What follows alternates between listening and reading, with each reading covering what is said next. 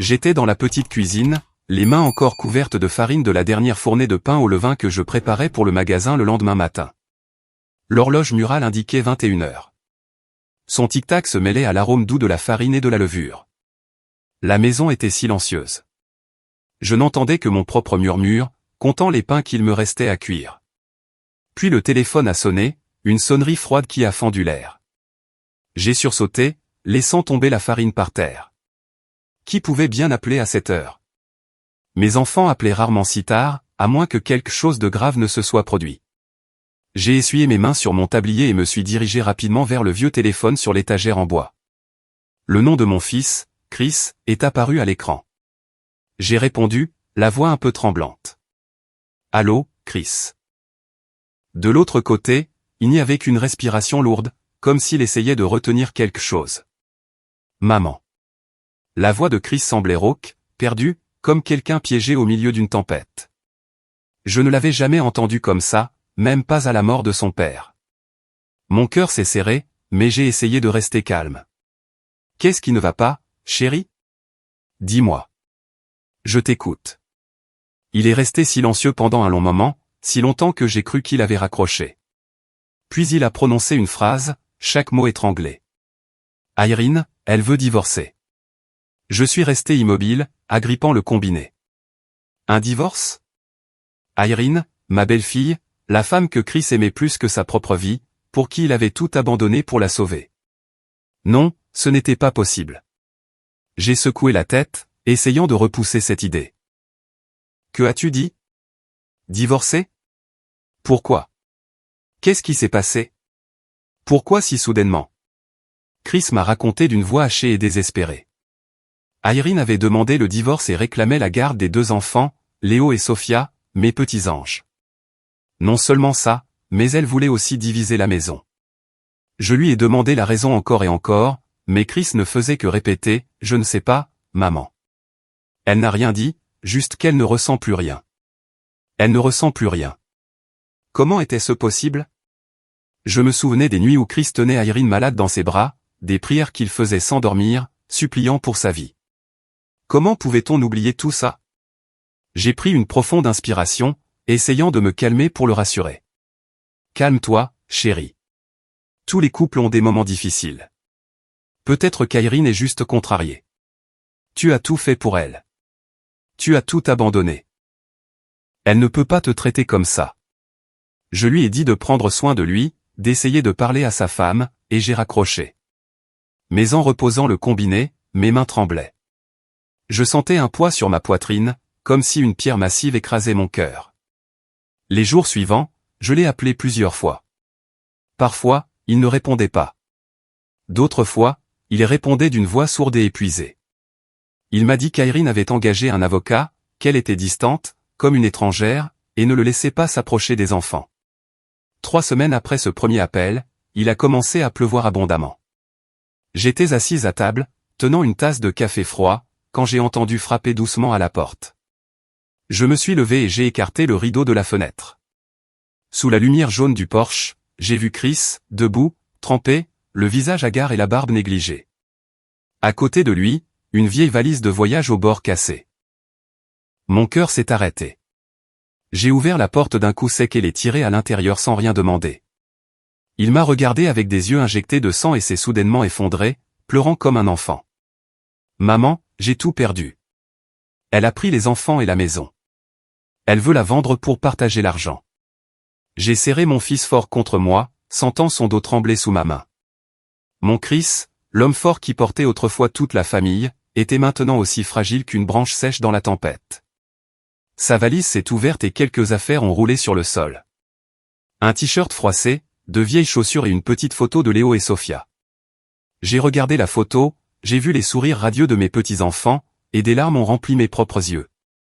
J'ai aidé Chris à entrer, je l'ai séché comme quand il était petit. Je lui ai préparé une tasse de thé au gingembre bien chaude et je l'ai forcé à la boire gorgée par gorgée. Il était assis, immobile sur la chaise, le regard perdu sur le mur. Je ne savais pas quoi lui dire. J'ai juste posé doucement ma main sur son épaule et j'ai murmuré, « Reste ici avec moi aussi longtemps que tu en auras besoin, chérie. » Mais au fond de moi, je savais que ces mots ne pouvaient pas apaiser sa douleur.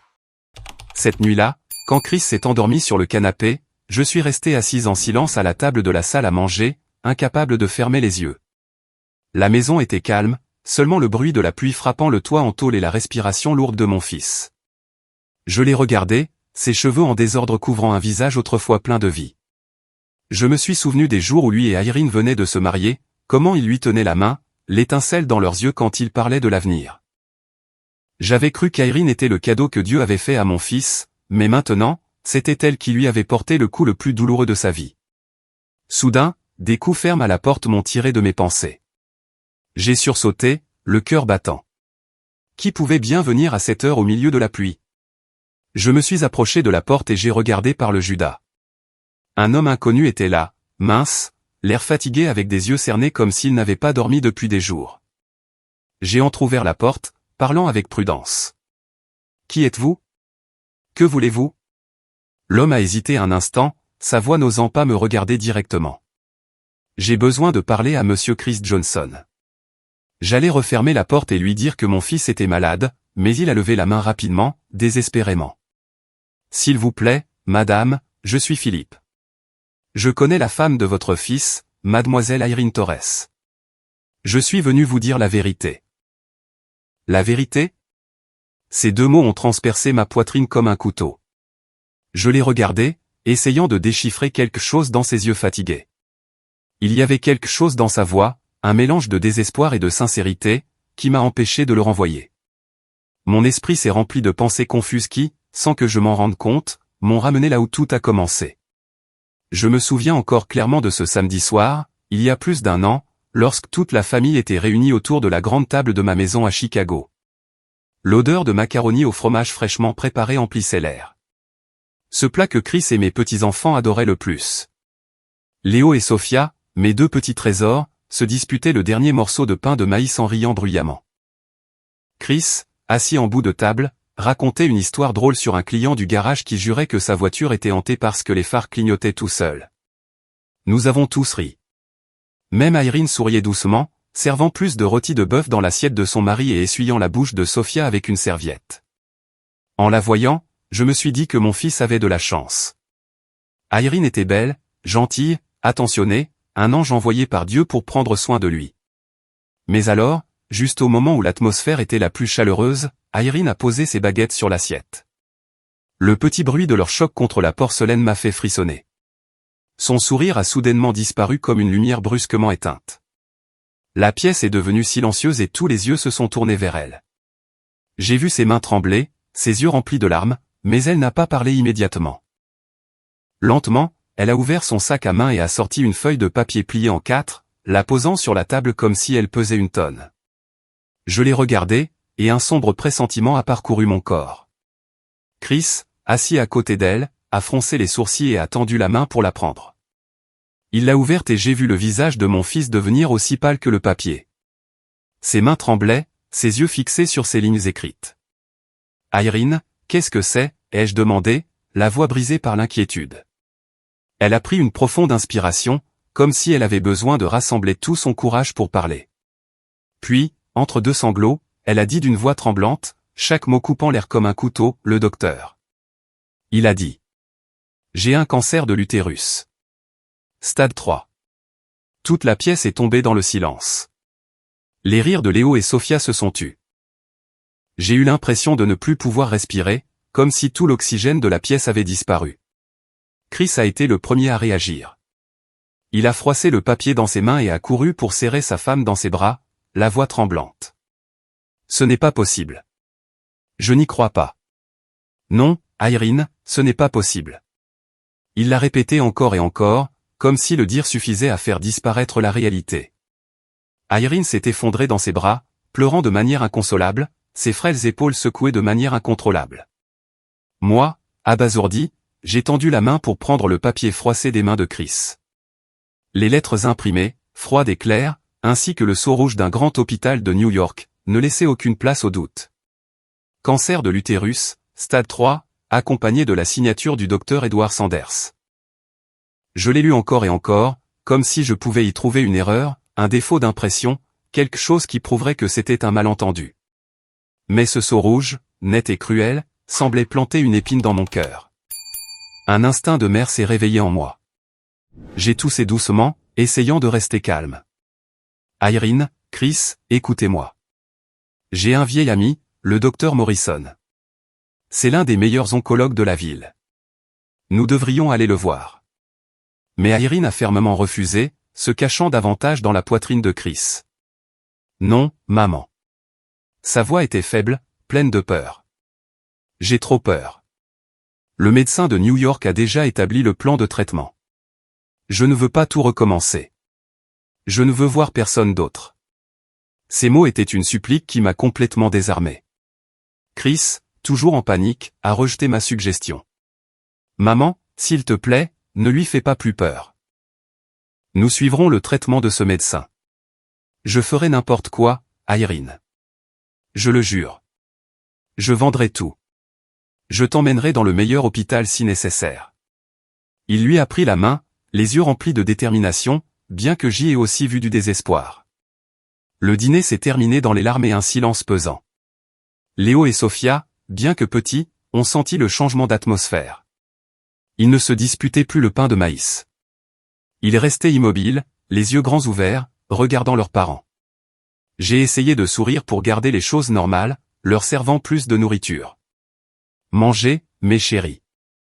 Mamie va vous raconter l'histoire du renard et du héron. Mais ma voix a tremblé, et l'histoire n'a jamais continué. En débarrassant la table, j'ai remarqué que le bol de soupe d'Irene était encore intact, froid. Elle était là, fixant le vide.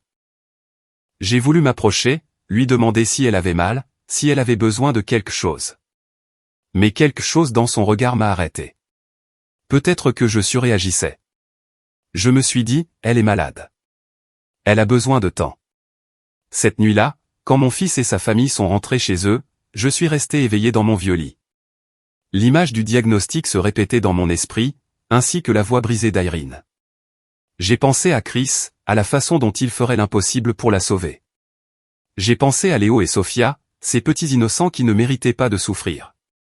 Et j'ai pensé à moi, une mère âgée qui ne voulait que voir ses enfants et petits-enfants heureux. Finalement, j'ai pris une décision. J'allais emménager temporairement avec Chris et sa famille. Je leur dirais que c'était pour m'occuper des enfants et aider à la maison, mais en réalité, je voulais être proche d'Irene pour m'assurer qu'elle recevrait les meilleurs soins possibles. Je ne pouvais pas laisser la famille de mon fils seule au milieu de cette tempête. Le jour où je suis arrivé avec ma valise, la maison de Chris et Irene n'avait plus la chaleur d'autrefois. La porte en bois était la même, mais les rires des enfants avaient disparu de la cour. À l'intérieur, l'atmosphère était lourde de tristesse et d'inquiétude. Léo et Sophia jouaient dans un coin, mais plus silencieusement que d'habitude, comme s'ils ne voulaient déranger personne. Irene était allongée sur le canapé, couverte d'une fine couverture, le visage pâle. Chris, quant à lui, examinait des papiers avec une expression anxieuse.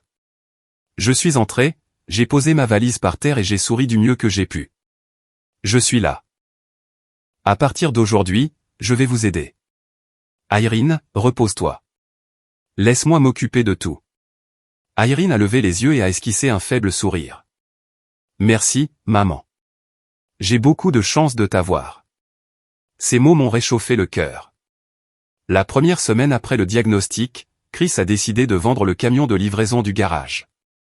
C'était un vieux véhicule avec un moteur qui rugissait à chaque démarrage, mais c'était son principal outil de travail. Je me souviens des après-midi où Chris et son père, mon mari, s'asseyaient pour le nettoyer ensemble, riant en parlant de longs voyages de livraison. Le jour où Chris l'a mis en vente, je l'ai vu debout dans la cour, un chiffon à la main, essuyant lentement la peinture usée. Ses yeux étaient pleins de nostalgie, comme s'il disait au revoir à une partie de sa jeunesse. L'acheteur est arrivé, un homme d'âge moyen à la voix rude, qui a offert un prix si bas que j'ai eu envie de crier que c'était une arnaque, mais Chris a simplement hoché la tête, a signé d'une main tremblante et a dit doucement « Merci ». Puis il a donné tout l'argent à Irene. Moins d'un mois plus tard, Chris a mis en vente le garage, l'héritage que son père lui avait laissé. Cet endroit n'était pas seulement son gagne-pain, mais aussi le souvenir partagé entre père et fils. Je me souviens quand Chris était enfant, courant après son père, tenant une clé à molette et demandant curieusement comment réparer un moteur. Le jour de la session, je me tenais à côté de lui, le regardant observer en silence le sol taché d'huile. L'acheteur, un homme d'affaires de Los Angeles, a de nouveau offert un prix ridicule. Mais Chris n'a pas discuté. Il a simplement hoché la tête, signé les papiers et est parti sans se retourner. Quand l'argent a commencé à manquer, j'ai remarqué que le doigt où Chris portait son alliance était vide. Le simple anneau d'argent qu'il avait échangé avec Irene le jour de leur mariage avait disparu. Je lui ai demandé d'une voix tremblante, « Chris, où est ton alliance ?» Il ne m'a pas regardé. Il a juste marmonné, « Je l'ai vendu, maman. » Le prêteur sur gage a bien payé. J'ai eu l'impression que mon cœur était serré. Cette bague n'était pas seulement un bijou. C'était la promesse qu'il avait faite à Irene, le symbole de leur amour. J'ai voulu courir chez le prêteur sur gage pour la récupérer, mais je savais que ça ne changerait rien. Chris avait déjà pris sa décision, et je ne pouvais que regarder en silence, l'âme en morceaux. Chaque fois que Chris ramenait de l'argent à la maison, Irene pleurait. Elle prenait sa main rugueuse, regardait le doigt vide et sanglotait. « Pardonne-moi, Chris. Je ne veux pas que tu souffres comme ça pour moi. » Ses larmes m'ont ému. Un après-midi, alors que Chris était sorti chercher plus d'argent, je suis allé dans ma chambre, j'ai ouvert l'armoire et j'ai sorti une vieille boîte en fer blanc. À l'intérieur se trouvaient toutes mes économies, chaque dollar épargné pour mes vieux jours, pour les jours où je ne pourrais plus faire de pain. J'ai apporté la boîte à Chris et je l'ai placée dans ses mains. « Prends-la, fils, ai-je dit, en essayant de garder ma voix stable. Sauver ta femme est la chose la plus importante. » Il m'a regardé avec des yeux rouges, incapable de parler. « Merci, maman », a-t-il murmuré et s'est détourné, comme s'il avait peur que je remarque sa fragilité. Un matin, Irene a soudainement annoncé qu'elle devait se rendre à l'hôpital de New York pour un traitement spécial par radiothérapie qui durerait toute la journée. Elle avait l'air faible, la peau pâle et les yeux fatigués. Elle a serré Léo et Sophia fort dans ses bras et leur a dit « Écoutez mamie et votre papa. Maman reviendra bientôt. » Sa voix était douce mais ferme, comme si elle ne voulait pas que quiconque discute. Chris voulait l'accompagner, mais elle a refusé. « Ne t'inquiète pas, je peux y aller seule. Tu as assez travaillé. » Elle portait un manteau épais bien qu'il fasse un temps ensoleillé et chaud, disant que son corps était maintenant très sensible à la température. Je l'ai regardé sortir par la porte, son sac à main sur l'épaule et d'un pas lent, et j'ai senti un étrange malaise dans ma poitrine. Cette nuit-là, Irene est revenue épuisée. Elle s'est effondrée dans les bras de Chris, a dit qu'elle était très fatiguée et s'est couchée tôt. Je l'ai regardé la serrer dans ses bras, les yeux pleins de tendresse, et mon cœur s'est serré. En ramassant les vêtements sales de la famille pour les laver, mes mains ont touché le manteau d'Irene. Il était un peu humide, comme s'il avait été éclaboussé d'eau. Par habitude, j'ai vérifié les poches avant de le mettre dans la machine à laver. Mes doigts ont heurté un morceau de papier dur. Je l'ai sorti en pensant que c'était une ordonnance ou un rendez-vous médical, mais non, c'était un reçu du restaurant Archmana, l'un des endroits les plus élégants de la ville, où des gens comme nous osent rarement aller.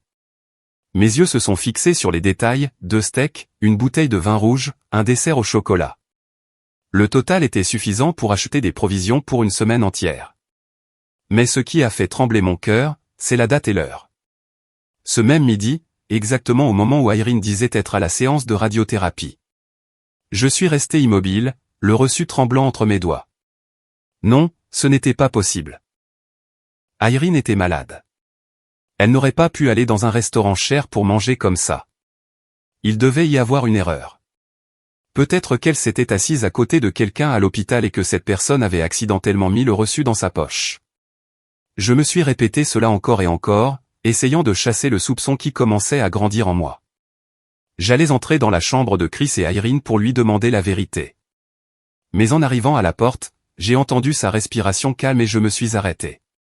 J'ai imaginé Irene se réveiller, le visage pâle et les yeux pleins de peur, et j'ai su que je lui ferais du mal si je la confrontais juste à cause d'un bout de papier. Je me suis convaincu. Ne pense pas à des bêtises. Elle est très malade. Ne l'inquiète pas davantage. J'ai plié le reçu et l'ai remis dans la poche du manteau.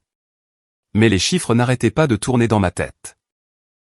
Environ 2 mois après ces jours tendus dus à la maladie d'Irene, j'ai commencé à croire que la lumière revenait dans notre famille. Un après-midi, je préparais un simple dîner chez Chris, essayant de faire un rôti, le plat que tout le monde adorait, pour égayer l'atmosphère. Léo et Sophia griffonnaient sur des feuilles de papier, tandis que Chris, qui venait d'arriver du garage, sentait encore l'huile et le métal. Irene est entrée dans la salle à manger avec une expression radieuse, très différente de son apparence faible d'avant. Elle tenait un bout de papier, les mains tremblant légèrement, mais les yeux brillants comme si elle avait trouvé un trésor. « Maman, Chris, les enfants, écoutez, dit-elle d'une voix claire, presque joyeuse. Le docteur a dit que les cellules cancéreuses ont complètement disparu. Je suis guérie. J'étais figé. La cuillère est tombée de ma main et a heurté la table avec un son sec. Chris a laissé tomber l'assiette et le bruit de la porcelaine brisée a résonné sur le sol. Il a arraché le papier des mains d'Irene, les yeux fixés sur les lignes imprimées, les lisant encore et encore comme s'il ne pouvait pas croire ce qu'il voyait. Vraiment, Irene? Vraiment? Sa voix s'est brisée, et soudain, il a serré sa femme dans ses bras, pleurant de joie. Il l'a soulevée dans ses bras et l'a fait tourner dans la pièce, riant comme un enfant qui vient de recevoir le cadeau qu'il désirait le plus. Léo et Sophia, bien qu'ils ne comprenaient pas tout à fait ce qui se passait, ont couru pour serrer les jambes de leurs parents, riant aussi. En voyant cette scène, j'ai senti un poids sur ma poitrine se dissoudre. Les larmes ont coulé, non pas de tristesse, mais de soulagement. Je m'étais reproché d'avoir douté d'Irene, de m'être laissé tourmenter par ce reçu de restaurant. Elle s'était battue. Elle avait vaincu la maladie, et maintenant notre famille pouvait recommencer. Je l'ai serrée dans mes bras et j'ai murmuré, « Tu m'as fait une peur bleue, mais Dieu merci, tu vas bien. » Elle a souri, m'a serré dans ses bras en retour et a répondu d'une voix tremblante, « Merci, maman, d'avoir toujours été avec moi. » Ces mots ont rempli mon cœur, comme si toutes les inquiétudes passées s'étaient évanouies comme un lointain cauchemar. Nous nous sommes tous assis autour de la table et pour la première fois depuis des mois, l'atmosphère était remplie de rire. Chris a raconté de vieilles anecdotes, comme la fois où il a abîmé la voiture d'un client parce qu'il ne pouvait pas s'arrêter de regarder Irene quand elle passait devant le garage. Léo et Sophia se sont disputés pour raconter leurs histoires d'école et montrer leurs dessins. Je les ai regardés et j'ai prié en silence pour qu'à partir de ce moment, tout aille mieux. La crise était passée et j'ai décidé de retourner chez moi pour redonner à la famille de Chris son espace. Le jour où j'ai pris ma valise pour partir, Irene m'a pris la main, les yeux remplis de larmes. « Maman, je n'oublierai jamais tout ce que tu as fait pour nous. Tu es la meilleure mère du monde. » J'ai souri et lui ai tapoté la main. « Tant que tu es en bonne santé et que ta famille est heureuse, je suis heureuse. » En sortant par la porte, j'ai regardé en arrière. Une chaude lumière dorée s'échappait de la fenêtre. J'ai pensé que c'était peut-être le nouveau départ dont nous avions tous besoin. Mais seulement quelques semaines plus tard, j'ai commencé à remarquer des signes étranges. Notre dîner de famille du samedi, une tradition que nous avions toujours respectée, a été annulée pour la première fois. Irene m'a appelé d'une voix douce mais pressée. « Maman, Léo a une légère fièvre aujourd'hui. Nous ne pourrons pas venir.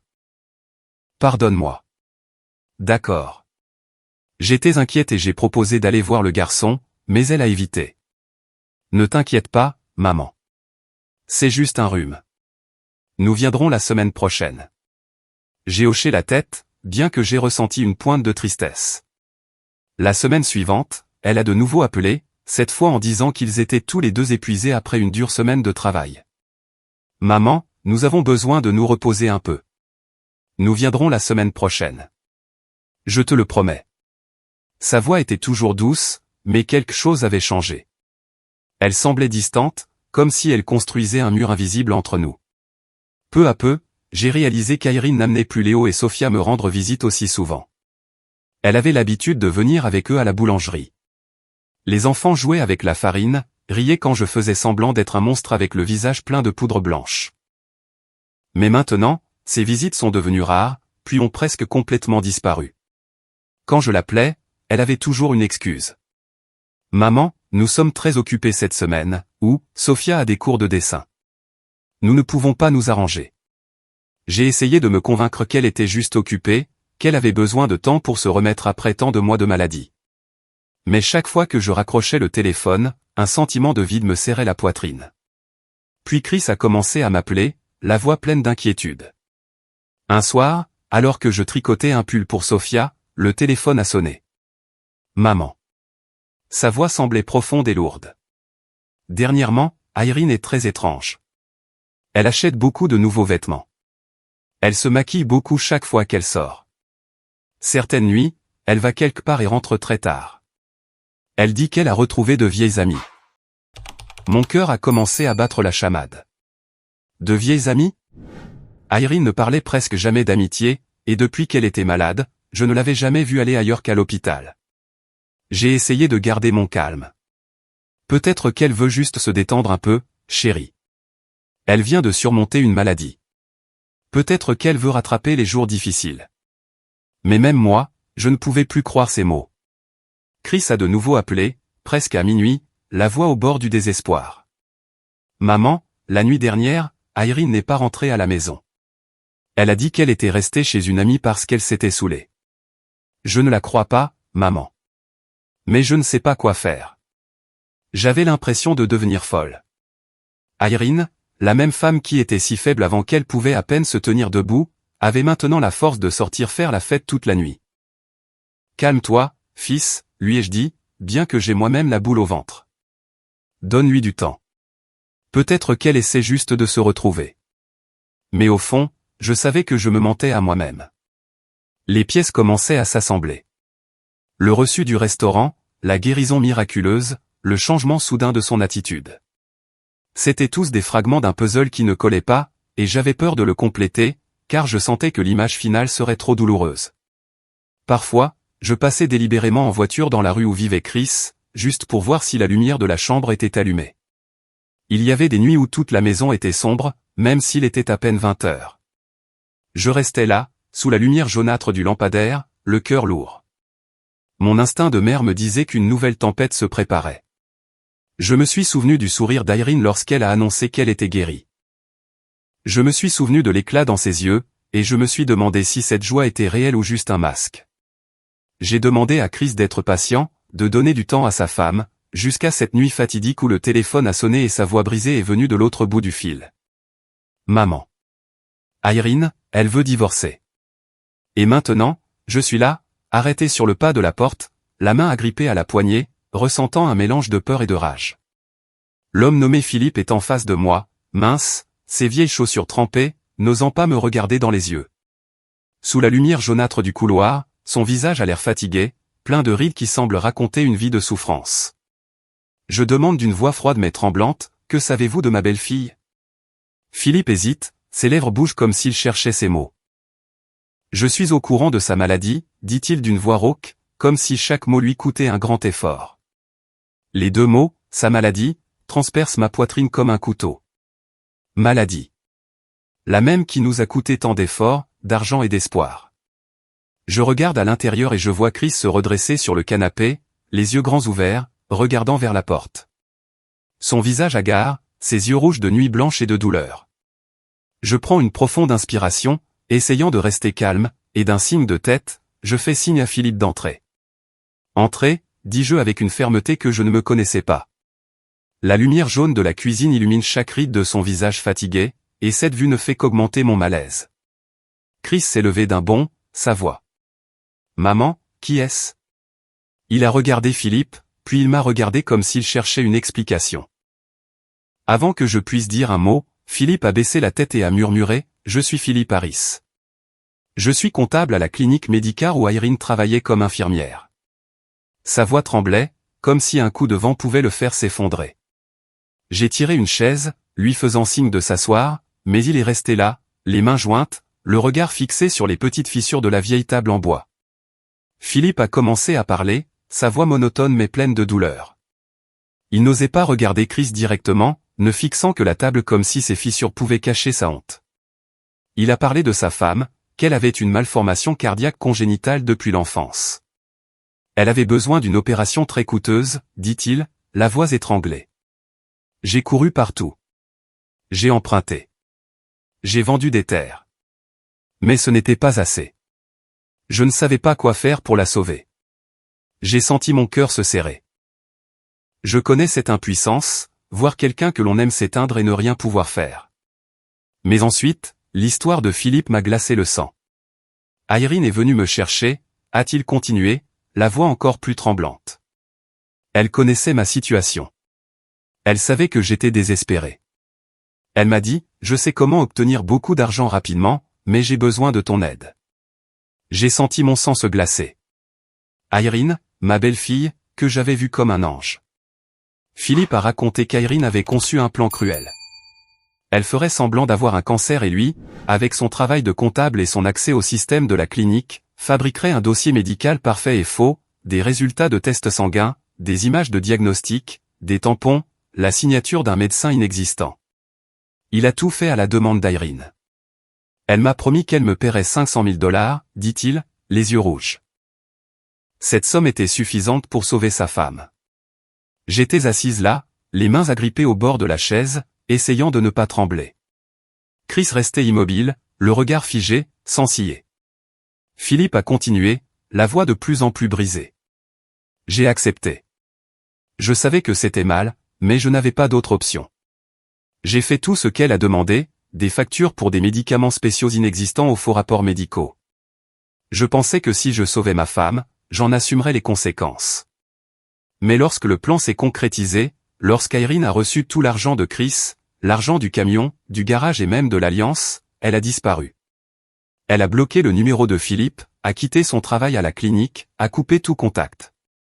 Je suis allé chez elle, dit-il, en levant les yeux vers Chris pour la première fois avec un regard plein de culpabilité.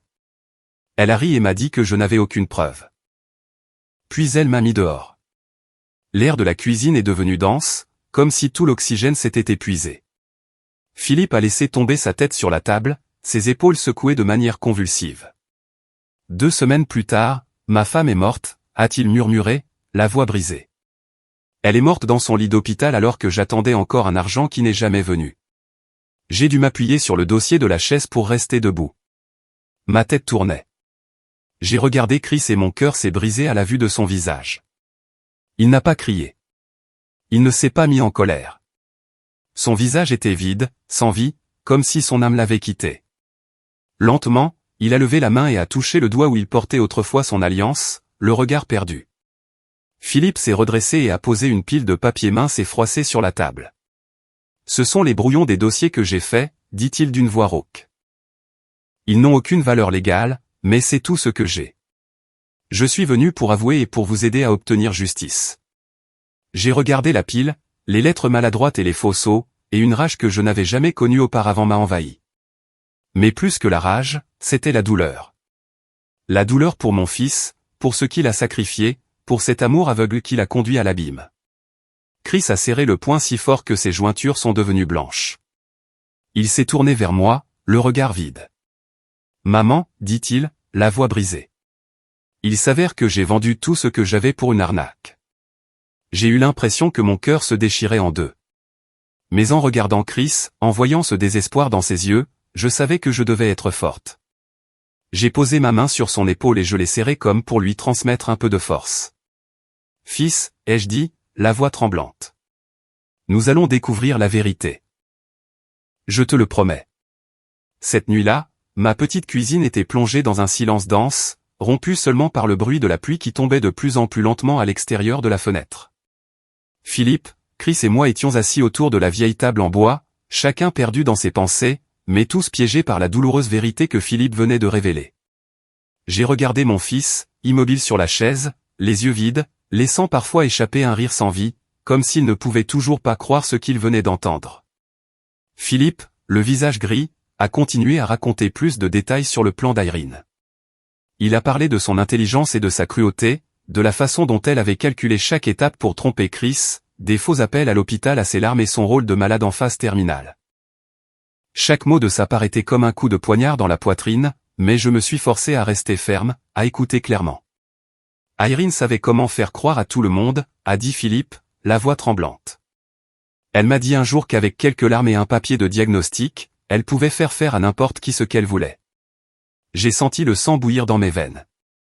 Irene, la fille que j'avais traitée comme une fille, celle qui m'avait pris la main et m'avait remercié d'être à ses côtés, était en réalité celle qui avait tissé toute cette toile de mensonges. Mais en regardant Chris, la tête baissée et le visage dans les mains, je n'ai pas seulement ressenti de la rage, mais aussi de la douleur. La douleur parce que mon fils avait tout sacrifié, sa voiture, son garage, son alliance et son cœur, seulement pour tomber dans un piège. Lorsque les premiers rayons de soleil ont filtré par la fenêtre, teintant d'or le sol de la cuisine, Philippe s'est levé, ses épaules voûtées semblaient porter le poids du monde. Je vais au poste de police, a-t-il dit, la voix ferme mais pleine de remords. Je vais tout avouer. Je ne peux plus vivre avec cette culpabilité. Je l'ai regardé, ne sachant pas si je devais ressentir de la compassion ou de la colère. Il faisait partie de la tromperie, mais il avait aussi perdu la femme qu'il aimait, tout comme Chris avait perdu sa famille. J'ai hoché la tête en silence et je me suis levé pour préparer du café pour nous trois, en espérant qu'un peu de chaleur nous redonnerait de la force. Le lendemain matin, le poste de police était froid et désert. L'air sentait le vieux papier, l'encre et la poussière. Nous avons attendu près d'une heure dans un long couloir, assis sur des chaises en plastique dur, jusqu'à ce qu'un jeune policier encore endormi accepte de nous voir. Philippe a commencé à parler, la voix calme mais tendue, comme s'il marchait sur une corde raide. Il a sorti une pile de papiers, des copies des faux dossiers qu'il avait créés pour Irene. J'ai regardé l'officier, m'attendant à voir une réaction, mais il a juste jeté un coup d'œil dédaigneux aux papiers avant de les rendre en bâillant. « C'est tout ?» a-t-il demandé d'un ton ennuyé. « Votre déclaration n'est qu'une version. Madame Irene Torres a des documents médicaux légaux, et vous n'avez rien de plus que ces feuilles. Nous ne pouvons pas ouvrir une enquête sur la base d'une histoire non fondée. » J'ai senti le sang me monter à la tête. Chris, assis à côté de moi, a essayé d'expliquer, sa voix. « Vous ne comprenez pas ? J'ai vendu la voiture, le garage, même mon alliance pour payer son traitement. Et maintenant, elle prend tout, même mes enfants. » Mais l'officier a simplement haussé les épaules et l'a interrompu. On dirait un litige de propriété après un divorce. Affaire de famille. Prenez un avocat. Il a fait un geste de la main, nous indiquant de partir, et est retourné se concentrer sur la pile de papier sur son bureau. Nous avons quitté le poste de police. Le soleil du matin brillait de tous ses feux, mais mon cœur était plongé dans les ténèbres. Chris s'est affalé sur les marches, se tenant la tête dans les mains, et sa voix s'est brisée. « C'est fini, maman. Même la loi ne nous aidera pas. » Philippe se tenait à l'écart, le visage pâle et les mains jointes comme s'il voulait cacher sa culpabilité. J'ai regardé les deux hommes devant moi, l'un, mon fils, qui avait tout perdu par amour. L'autre, son complice, maintenant tourmenté par sa conscience. La rage et la douleur en moi s'étaient transformées en quelque chose de plus dur, comme un feu silencieux, impossible à éteindre. J'ai pris Chris par les épaules et je l'ai forcé à se relever. « Non, fils, » ai-je dit, en le regardant dans les yeux d'une voix ferme. « Si la loi ne veut pas voir, nous la forcerons à voir. » Il m'a regardé, et dans ses yeux fatigués, j'ai vu une minuscule étincelle d'espoir briller. Philippe a levé les yeux et a hoché la tête, comme si mes mots avaient aussi réveillé une certaine détermination en lui. Je savais que nous ne pouvions pas nous arrêter, que nous ne pouvions pas laisser Irene s'en tirer. En rentrant à la maison, je suis allé directement au vieux téléphone sur l'étagère. Mes mains tremblaient en ouvrant le carnet jauni, cherchant un nom que je n'avais pas prononcé depuis plus de 10 ans, Larry Benson. Il avait été un collègue de mon mari dans la police, un détective privé connu pour sa ruse et pour ne jamais abandonner. J'ai pris une profonde inspiration et j'ai composé le numéro. De l'autre côté, une voix grave et rauque a répondu « Allô, qui est-ce » Je me suis présenté, la voix un peu tremblante. « Larry, c'est Mary Johnson, la femme de Robert Johnson. J'ai besoin de votre aide. » J'ai tout raconté à Larry, du reçu de restaurant que j'ai trouvé dans le manteau d'Irene, au jour où Chris a tout vendu pour la sauver, et enfin, la confession de Philippe. Je n'ai omis aucun détail, bien que chaque mot me fasse mal comme du sel sur une plaie ouverte. Larry a écouté en silence, murmurant de temps en temps pour me faire savoir qu'il était toujours là. Quand j'ai fini, il n'a posé qu'une seule question. « Quel est le nom complet de votre belle-fille » ? « Irene Torres », ai-je répondu d'une voix tremblante. Il y a eu un long silence à l'autre bout du fil, comme s'il cherchait dans sa mémoire. Puis il a dit d'un air pensif, « J'ai déjà entendu ce nom. Il y a quelque chose de louche dans son passé. Restez calme. Je vais vous aider. » J'ai raccroché le téléphone et j'ai regardé Chris et Philippe, sentant un rayon d'espoir s'allumer en moi. Le lendemain matin, lorsque les premiers rayons de soleil ont filtré à travers les rideaux, j'ai entendu des coups doux mais fermes à la porte. J'ai ouvert, et là se trouvait Larry Benson. Il ne ressemblait pas au détective élégant que j'avais imaginé. Il portait une vieille chemise usée. Ses cheveux étaient gris et en désordre. Ses yeux fatigués mais si perçants qu'il semblait voir à travers les secrets. Il n'a pas dit grand-chose, a juste hoché la tête et est entré avec une mallette en cuir vieillie à la main. Je l'ai invité à s'asseoir et j'ai rapidement préparé une tasse de café, bien que l'anxiété me consume de l'intérieur. « Qu'avez-vous découvert ?» lui ai-je demandé d'une voix tremblante, incapable de cacher mon impatience. Larry a posé la mallette sur la table, l'a ouverte et a sorti la copie du diagnostic qu'Irene nous avait donné. Il a pris une petite loupe et a examiné attentivement le sceau rouge et la signature tremblante du docteur Edward Sanders. Il a murmuré d'une voix grave, « Ce sceau est trop parfait. Il n'a pas de bavure d'encre. On dirait qu'il est imprimé, pas tamponné à la main. » J'étais à côté de lui, le cœur battant. Une seule phrase, mais elle a suffi à réveiller tous les doutes que j'avais essayé d'enterrer. Chris, qui venait de sortir de la chambre, a entendu ce qu'il a dit et s'est assis sur la chaise, le regard tendu. « Qu'est-ce que vous voulez dire par là ?» a-t-il demandé d'une voix rauque. Larry n'a pas répondu immédiatement. Il a juste secoué la tête et a plié soigneusement le papier. « Donnez-moi quelques jours », a-t-il dit avant de partir, laissant Chris et moi dans une atmosphère suffocante pleine de questions sans réponse. 2 jours plus tard, alors que je nettoyais la boulangerie, le téléphone a sonné. La voix de Larry, monotone à l'autre bout du fil, a dit « L'hôpital général Saint-Raphaël de New York », l'adresse indiquée dans les documents, est en réalité un terrain vague en attente de développement. Il n'a jamais existé. Un frisson m'a parcouru l'échine, et j'ai serré fermement le combiné. Chris, à côté de moi, s'est affalé sur la chaise, le visage pâle. Larry a continué. Et le docteur Edward Sanders, qui signe le document, n'apparaît dans le registre d'aucune association médicale du pays. C'est un fantôme. J'ai mis l'appel sur haut-parleur pour que Chris puisse aussi entendre, mais il est resté assis là, le regard perdu.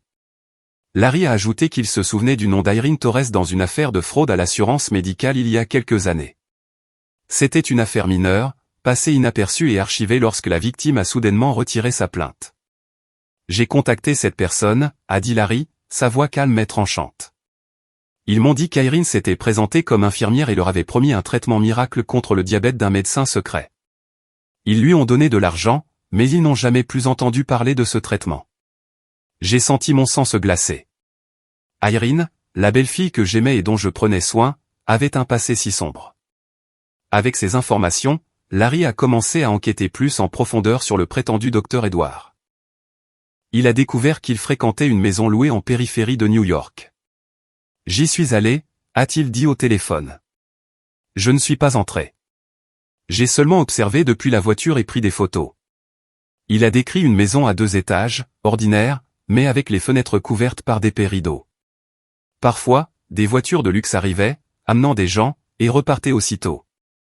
En l'écoutant, j'ai imaginé un lieu mystérieux, comme une tanière de sombres secrets.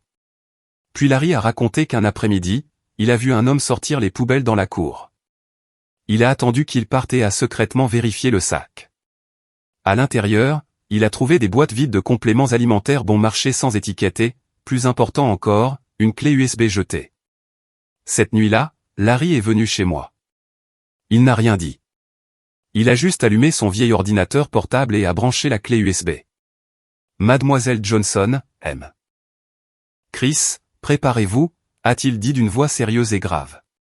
Je me suis assise à côté de Chris, lui prenant la main, sentant sa paume froide comme de la glace. Plusieurs vidéos sont apparues à l'écran. La pièce de la vidéo était aménagée comme une clinique privée élégante, un lit propre, un moniteur de fréquence cardiaque et quelques équipements médicaux qui avaient l'air très professionnels. Puis Irene est apparue. Elle portait une blouse blanche, les cheveux attachés, un sourire radieux. Elle plaisantait avec un homme que nous avons supposé être Edward. Il riait bruyamment comme s'il partageait une histoire drôle sans la moindre inquiétude. Une autre vidéo a commencé, et cette fois, j'ai senti mon cœur s'arrêter. Irene était allongée dans un lit d'hôpital, le visage maquillé pour paraître pâle, les yeux fermés comme une patiente sur le point de mourir. Edward était à côté d'elle, connectant soigneusement une poche de perfusion à son bras. Mais lorsque la caméra s'est déplacée, j'ai clairement vu que la poche ne contenait que de l'eau saline. Irene a entrouvert les yeux, a fait un clin d'œil malicieux au caméraman, puis est revenue à son rôle de patiente faible. J'ai senti le sang me monter à la tête. Ma gorge s'est nouée comme si on l'étranglait. Chris s'est levé d'un bond et a renversé la petite table d'appoint. Le bruit des verres brisés a résonné sur le sol. Il a frappé le mur de toutes ses forces et a rugi de douleur et de rage. Elle m'a trompé. Elle a trompé ma mère, mes enfants. Je suis restée assise, incapable de bouger, le regard fixé sur l'écran vide. Larry a fermé l'ordinateur en silence, mais la pièce est restée plongée dans un silence pesant, rompu seulement par la respiration agitée de Chris. Larry m'a regardé droit dans les yeux d'une voix grave et ferme. Mademoiselle Johnson, votre belle-fille n'est pas une victime. C'est elle qui est derrière tout le crime. Le lendemain matin, Larry est arrivé tôt avec son apparence simple habituelle, mais avec un regard déterminé. Il portait son vieil ordinateur portable et la pile de papier que Philippe lui avait donnée. « Allons-y, mademoiselle Johnson, dit-il d'une voix basse mais ferme. Aujourd'hui, nous allons faire en sorte que la police écoute. » J'ai hoché la tête et j'ai réveillé Chris. Il s'est redressé avec des yeux rouges mais a hoché la tête avec détermination.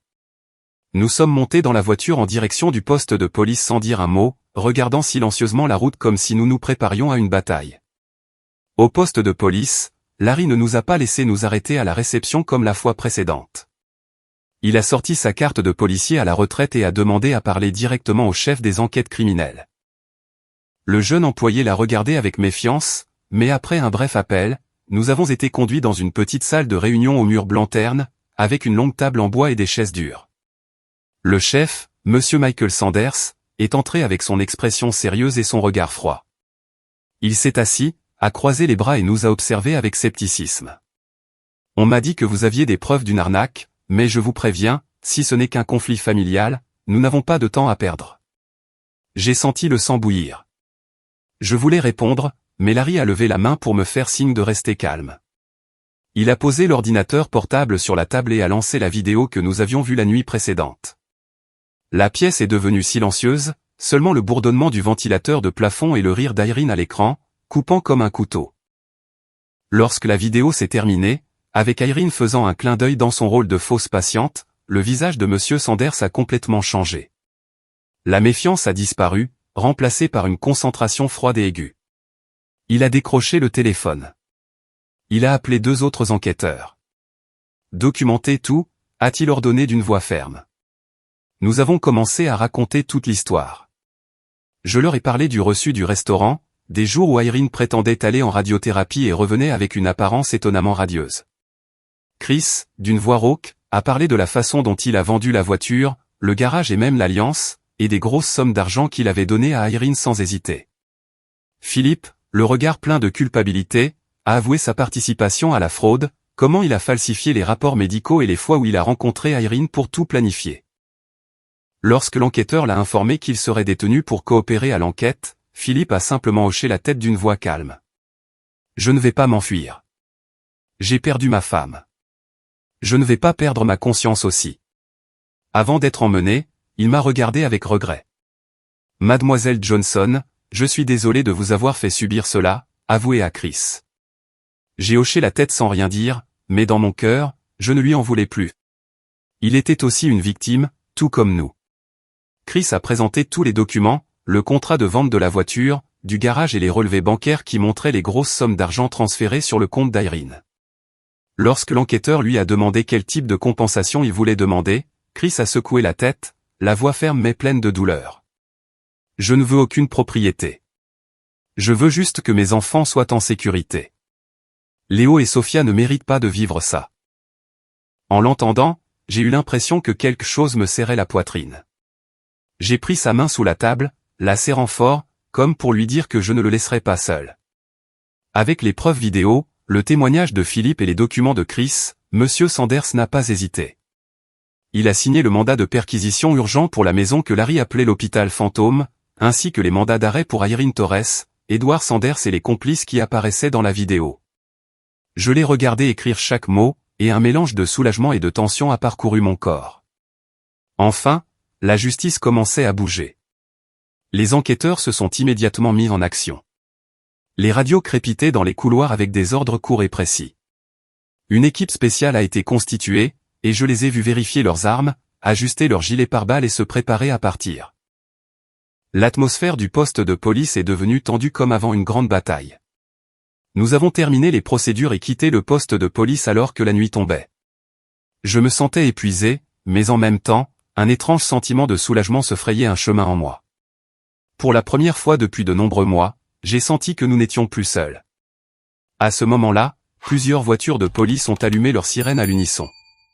Les lumières bleues et rouges ont clignoté alors que les voitures sortaient en trombe de la porte et se perdaient dans la circulation. Je me suis tenu sur les marches, tenant la main de Chris, regardant le convoi jusqu'à ce qu'il disparaisse. Le son des sirènes s'est estompé, mais pour moi, c'était le son de la justice, un son pour lequel nous avions payé un prix trop élevé pour l'entendre. Cette nuit-là, Chris et moi n'avons pas pu dormir. Nous sommes restés dans la petite cuisine sous la lumière jaunâtre qui illuminait les vieux murs, comme pour nous rappeler toute la douleur que nous avions endurée. Chris serrait fort la photo de Léo et Sophia. Son regard était perdu, comme s'il cherchait un rayon de lumière au milieu des ténèbres. J'ai préparé du thé au gingembre, mais aucun de nous n'y a touché. Nous sommes simplement restés là, en silence, attendant des nouvelles de Larry. Vers minuit, le téléphone a sonné, brisant le silence oppressant. La voix de Larry était brève mais ferme. Nous les avons tous attrapés. Il célébrait un nouveau coup. Il a raconté que l'équipe avait fait une descente à l'hôpital fantôme à l'aube. Irene, Edward et 4 autres complices, dont un homme que Larry soupçonnait d'être le nouvel amant d'Irene, ont été capturés au milieu d'une fête luxueuse avec du vin et de la nourriture chère, des luxes que Chris ne se serait jamais permis, même en vendant toute sa vie pour la sauver. Ils n'ont pas eu le temps de réagir, a dit Larry froidement. La police a trouvé de faux documents, des ordinateurs avec des données d'autres arnaques et un coffre-fort plein d'argent liquide. Mais ce qui m'a fait trembler, c'est la nouvelle concernant les enfants. Léo et Sophia étaient là, a poursuivi Larry. Ils ont été emmenés dans un centre de services sociaux pendant que leurs tuteurs sont confirmés. Chris s'est levé d'un bond, les yeux rouges et la voix tremblante. Mes enfants, je dois aller les voir tout de suite. J'ai pris sa main en essayant de le calmer, bien que j'ai moi-même la boule au ventre. Nous avons couru à la voiture et avons conduit vers le centre de services sociaux au milieu de la nuit. Les heures que nous avons passées à attendre là-bas ont semblé une éternité. Chris était hors de lui, faisant les 100 pas dans le couloir froid, marmonnant, « Mère, s'il leur arrive quelque chose, je ne pourrai pas vivre. » Je l'ai serré dans mes bras et j'ai murmuré, « Ils iront bien, fils. Nous les ramènerons. » Mais au fond, j'avais peur. Peur que les jours piégés dans les mensonges d'Irene aient laissé des cicatrices sur les âmes innocentes de ces 2 petits. Après près de 2 jours de travail avec l'avocat et les autorités, nous avons enfin été autorisés à récupérer Léo et Sophia. En entrant dans la petite pièce du refuge, j'ai vu Chris s'agenouiller et ouvrir les bras. Léo et Sophia, le visage confus, sont restés immobiles un instant, comme s'ils ne croyaient pas que c'était leur père. Puis ils ont couru vers lui, pleurant de manière incontrôlable. « Papa !» Sophia s'est accrochée à son cou tandis que Léo tenait sa main, les yeux rouges. « Où est maman, papa ? Pourquoi n'est-elle pas venue nous chercher ?» a demandé Sophia d'une voix si innocente que j'ai senti mon cœur se briser. Chris les a simplement serrés plus fort, ne répondant pas, mais j'ai vu ses épaules trembler. Je me suis agenouillé, je les ai serrés tous les 3 dans mes bras et j'ai retenu mes larmes. À partir de maintenant, mamie sera toujours là avec vous, d'accord ? Les 2 ont hoché la tête, bien que leur regard soit encore plein de confusion. L'enquête a duré plusieurs mois, et chaque jour était une nouvelle épreuve. La police a découvert que le réseau d'escroquerie d'Irene et Edward opérait depuis des années, trompant des centaines de victimes et volant des millions de dollars. Irene n'était pas seulement une complice, mais celle chargée de trouver et d'approcher les proies, utilisant son apparence douce et son rôle d'infirmière pour gagner leur confiance. Chaque nouveau détail qui venait à la lumière était comme un autre coup de poignard dans le cœur. Je l'avais aimée, traitée comme une fille, veillé toute la nuit à lui préparer de la soupe, et tout cela n'avait été qu'une pièce de théâtre parfaitement planifiée. Le jour du procès, Chris et moi sommes arrivés tôt. Le palais de justice se trouvait au centre-ville de Los Angeles, un vieux bâtiment avec de longs couloirs et une odeur de bois humide. J'ai pris la main de Chris et j'ai senti que sa peau était froide. Nous nous sommes assis au premier rang, en face de l'estrade du juge. Quand Irene est entrée, je l'ai à peine reconnue. Elle portait l'uniforme gris des prisonniers. Ses longs cheveux brillants étaient maintenant coupés courts, son visage pâle, non pas de maladie, mais de la peur évidente dans ses yeux. Quand ses yeux ont croisé les nôtres, elle a immédiatement détourné le regard, incapable de les soutenir. Je l'ai regardée, l'âme vide, sans rage, sans soulagement, juste avec un sentiment de perte impossible à décrire. Le procureur a présenté les preuves, la vidéo de la clé USB, le témoignage de Philippe, d'autres témoignages de victimes trompées par Irene, et les registres financiers qui montraient comment l'argent du compte de Chris avait fini entre les mains d'Irene et d'Edward. Philippe a été appelé comme témoin. Il s'est tenu devant le tribunal, le corps mince, mais la voix ferme et claire. Il a tout raconté. Comment Irene l'a approché, lui promettant de l'argent pour sauver sa femme, et comment il a falsifié les documents. Il ne s'est pas excusé. Il a juste baissé la tête. Je sais que j'ai eu tort. Je voulais juste sauver ma femme, mais j'ai fini par faire souffrir beaucoup de gens. En le voyant, je n'ai plus ressenti de colère, seulement de la compassion. Il avait payé avec la plus grande perte de sa vie. Chris a également été appelé à la barre. Il s'est tenu droit, sans regarder Irene une seule fois. Sa voix était si sereine qu'elle en était glaçante alors qu'il racontait les jours où il a tout vendu, la voiture, le garage, l'alliance pour sauver la femme qu'il aimait. Il a parlé des nuits blanches, de la douleur de perdre ses enfants, du désespoir en découvrant que tout avait été un mensonge. Je ne veux rien. Je veux juste que mes enfants soient en sécurité, a-t-il dit, la voix se brisant. Moi, assis en bas, j'ai laissé les larmes couler silencieusement. Mon fils, celui qui souriait autrefois comme le soleil, était maintenant là, comme l'ombre de l'homme qu'il était. Finalement, le juge a rendu la sentence. Edward, le chef du réseau, a écopé de 20 ans de prison pour fraude et crimes organisés. Irene, en tant que complice active, a été condamnée à 12 ans. Les autres personnes impliquées ont reçu entre 5 et 8 ans. Philippe, pour sa coopération et sa confession sincère, n'a reçu que 2 ans, une peine considérablement réduite. En entendant le verdict, Irene s'est effondrée, a crié, a maudit et a résisté alors que les gardes la sortaient de la salle d'audience. « Vous ne comprenez pas. Je n'avais pas le choix », a-t-elle crié. Mais personne dans la salle n'a été ému. Je l'ai regardé partir avec les menottes serrées à ses poignets, et quand son regard a croisé le mien, je n'ai pas détourné les yeux. Je l'ai regardé fixement, mais je n'y ai plus vu qu'un vide glacial. Cette femme n'était plus l'Irene que j'avais connue. Nous avons quitté le palais de justice et le soleil éclatant m'a fait plisser les yeux. Chris a serré Léo et Sophia dans ses bras et les 2 enfants se sont accrochés fermement à leur père. Sophia a levé les yeux d'une voix innocente. « Papa, pourquoi maman met-elle si longtemps à revenir ?» Chris s'est penché, a embrassé leur front et a répondu d'une voix rauque mais ferme. « À partir d'aujourd'hui, papa sera à la fois papa et maman pour vous. » J'ai regardé mon fils et mes petits-enfants, ressentant un mélange de douleur et de force. Nous avions perdu beaucoup de choses, mais nous avions encore les uns les autres, et c'était le plus important. 1 an après le procès, le temps avait passé, mais les blessures étaient toujours là, lancinantes comme des cicatrices qui ne se referment jamais tout à fait. J'étais dans ma petite cuisine, pétrissant la farine, sentant la douceur de la pâte entre mes mains. La boulangerie, que j'avais dû fermer pendant les jours de crise, était maintenant rouverte. Je lui ai donné un nouveau nom, Aurore, pour me rappeler qu'après les nuits sombres, la lumière revient toujours. Curieusement, les clients venaient en plus grand nombre qu'auparavant. Ils ne venaient pas seulement pour le pain chaud ou les biscuits croustillants, mais aussi pour l'histoire de notre famille publiée dans tous les journaux. Des inconnus envoyaient des lettres, appelaient au téléphone ou venaient même à la boutique juste pour offrir des mots d'encouragement. « Mademoiselle Johnson, vous êtes très courageuse », m'a dit une vieille dame en achetant du pain, les yeux brillants. J'ai juste souri, mais à l'intérieur, je savais que je n'étais pas forte toute seule. J'avais Chris, Léo, Sophia et tous ceux qui nous avaient soutenus. Chris n'a pas essayé de récupérer l'ancien garage, bien que je sache qu'il se souvenait encore des jours où il travaillait aux côtés de son père. Au lieu de cela, il a loué un petit garage juste à côté de ma boulangerie, juste assez grand pour quelques voitures. Il a ouvert son propre atelier, mais n'acceptait de réparer que de vieilles voitures, celles des travailleurs acharnés qui ne pouvaient pas se permettre les grands garages. « Maman, je veux faire quelque chose qui a du sens », m'a-t-il dit un jour, les mains encore tachées de graisse.